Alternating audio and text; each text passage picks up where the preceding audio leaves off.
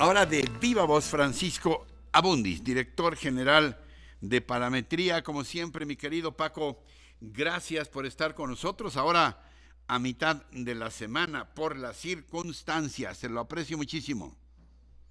Al contrario, Ricardo, siempre es un gusto estar contigo.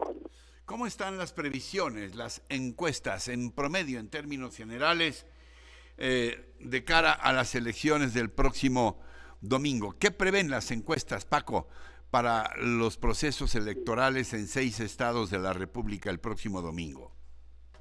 Mira, Ricardo, de los 6 estados que mencionas, creo que la proporción de estados que puede ganar Morena podría ser muy similar a la que tuvo el año pasado, en el 2021, en que ganó, recordarás, 11 de 15 elecciones.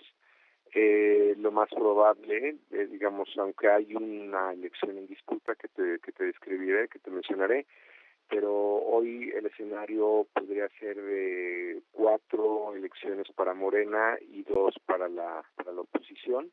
Primero te describo las 4 que podrá ganar Morena. Es probable que en Tamaulipas, en Hidalgo, en Oaxaca y en Quintana Roo, que es donde lleva ventajas amplias Morena, las gane sin muchos problemas. La que se podría cerrar un poco más es Tamaulipas, por un tema de operación política, pues la distancia es tal que difícilmente podría cambiar de ganador. Pero ya entrando a las de la oposición, o las que podría ganar la oposición, primero te describo Aguascalientes. Aguascalientes es un estado donde pues el dominio de Acción Nacional es claro. Lo podemos ver digamos, si lo vemos en un seguimiento de encuestas, o lo vemos en la tabla, vemos que es una elección que empezó abierta a favor de María Teresa Jiménez Esquivel, que es la candidata de Va por México, y empezó con una diferencia amplia de alrededor de 28 puntos, y hoy estaría alrededor de 18. No deja de ser una ventaja, me parece, amplia a favor de esta candidata panista, pero digamos es lo que tenemos en el registro de las mediciones. Luego vendría Durango. En el caso de Durango es la única elección que te diría que es de pronóstico reservado. Es una elección donde ha empezado cerrada y ha seguido cerrada todo el tiempo. La ventaja de uno u otro candidato, en el caso de la alianza, Esteban Villegas Villarreal, y en el caso de Morena, Marina Vitela Rodríguez. Ninguno de los dos candidatos ha tenido más de 3, 4 puntos de ventaja desde que empezó la elección, y así se ha mantenido. Hoy día, al parecer, quien llevaría una ligera ventaja es Esteban Villegas, de la Alianza Va por México, pero esta no es una ventaja sustancial, lo cual yo creo que el escenario va a ser de elección cerrada, lo más probable. Luego tienes el caso de Hidalgo, que es una elección, a mí me parece interesante, Hidalgo y Oaxaca, pero primero te describo Hidalgo, que es una elección que ya había empezado abierta, digamos, con una diferencia de alrededor de 20 puntos porcentuales, y pues es una elección que parece que se va a resolver por más de 30 puntos. De hecho, hoy el diario Reforma en primera plana tiene tanto el caso de Aguascalientes como este de Hidalgo. Y este es interesante, Ricardo, porque regularmente elecciones que empiezan tan abiertas empiezan a cerrar, pero esta no, esta empezó abierta y se abrió todavía más. Entonces esta es, yo creo que probablemente de las elecciones donde Morena va a ganar con mayor ventaja. Eh, su candidato Julio Menchaca, pues simplemente amplió la diferencia sobre Carolina Villano, de la alianza, que finalmente es una priista.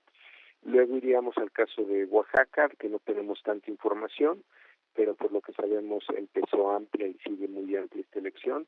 También podría ser una de que la diferencia sea más de 30 puntos. Y yo creo que con estas diferencias pues no hay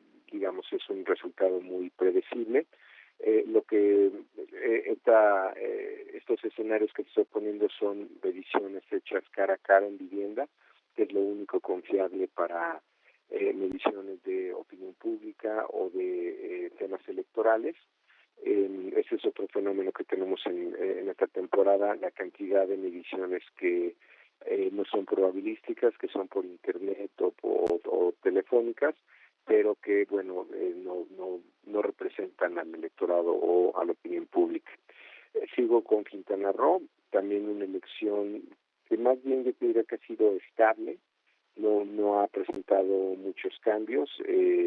La diferencia de ya en encuestas que publicó el Universal, Reforma, el Economista, tenemos diferencias que venían ya sobre los 30 puntos, la diferencia se mantiene alrededor de 20% para la candidata Laura Fernández de Va por México y 51% alrededor para Mara Lezama.